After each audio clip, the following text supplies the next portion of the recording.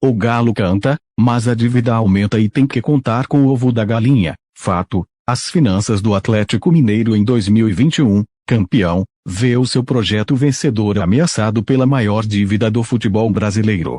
Resultados esportivos apareceram, mas a conta não fecha. Apesar de receitas terem crescido em quase todas as áreas, não há dinheiro para elenco de luxo, e ainda 1,3 bilhão de reais em dívidas. 3 anos atrás, aproximadamente, as pessoas no comando do Atlético Mineiro traçaram um novo projeto para o clube. A mudança começou no fim do mandato de Sérgio Sete Câmara, e foi acentuada com a eleição de Sérgio Coelho, cuja administração se estenderá até o fim de 2023. Em linhas gerais, os mineiros não esperariam os resultados de uma reestruturação administrativa e financeira, para só então investir. Com o dinheiro emprestado por mecenas a juros baixos, o Atlético Mineiro qualificaria o futebol ao mesmo tempo em que arrumaria a casa.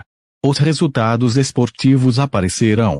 Em 2021, o clube venceu seu segundo campeonato brasileiro. Após um hiato de 50 anos em relação ao primeiro, conquistou a Copa do Brasil, e alcançou a semifinal da Libertadores.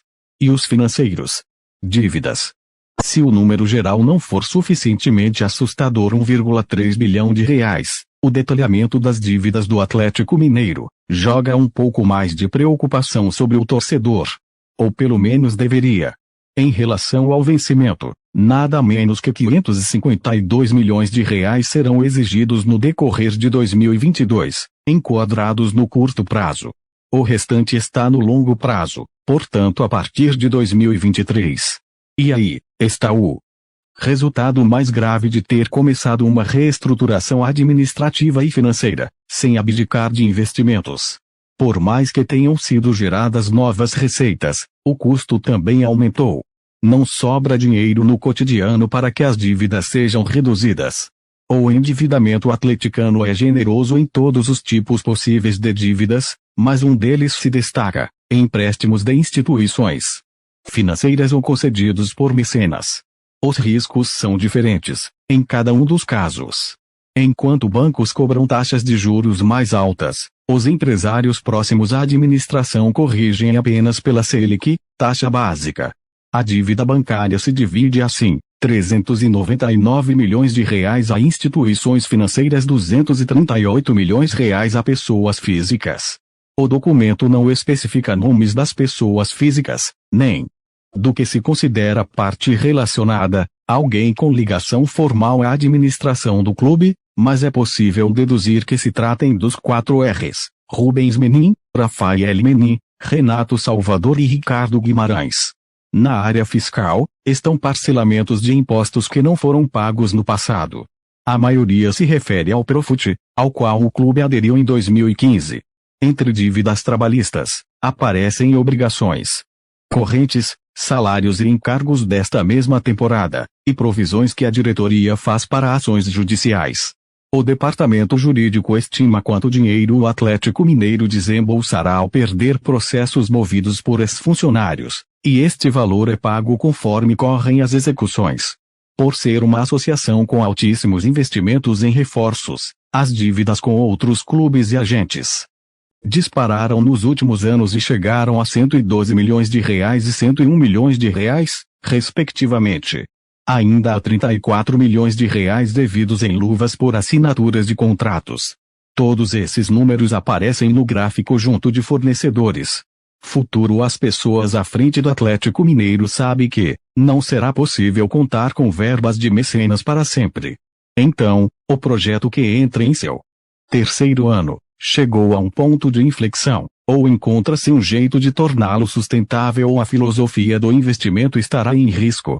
Idealmente, o clube conseguiria aumentar as suas receitas a patamares tão altos que, graças a isso, seria possível pagar todos os custos e ainda abater dívidas gradativamente. Esse é o sonho de todo cartola e também daqueles que cobram ousadia e alegria dos administradores do futebol. O faturamento de fato aumentou, mas não a ponto de fechar essa conta. Perto do meio bilhão, muito para o retrospecto do próprio Atlético Mineiro, arrecada-se quase a metade de Flamengo e Palmeiras. A pergunta, então, passa a ser como reduzir esse endividamento bilionário por vias que não dependam das receitas, e não obriguem a tal da austeridade. Uma resposta já foi encontrada. Há menos de um mês, o Conselho Deliberativo aprovou a venda da outra metade do shopping que a associação detém. A estimativa é conseguir 320 milhões de reais com a operação, verba que seria usada para abater dívidas onerosas, com ênfase nos empréstimos de instituições financeiras. Com o dinheiro na mão, é possível até barganhar descontos e abater uma parte maior das obrigações. Mas está claro, desde já, que essa grana não será suficiente para resolver a crise. Outra saída é o clube empresa. Aqueles quase 240 milhões de reais emprestados por mecenas e partes relacionadas, por exemplo, poderiam ser convertidos em participação sobre o capital de eventual SAF. Em português mais claro, os empresários se tornariam donos de percentual do clube em troca do perdão dessas dívidas. Além disso, é possível captar dinheiro com a venda de percentual para outro dono. Com a entrada deste sócio, a injeção de recursos permitiria que mais dívidas fossem abatidas, para colocar o clube numa posição financeiramente saudável, que não exija abdicar das ambições esportivas. Essas não são meras hipóteses.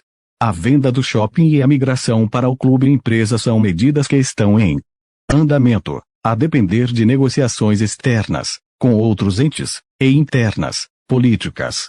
O torcedor deve acompanhá-las com atenção. A sustentabilidade do projeto, que começou há 3 anos e rendeu as primeiras taças, depende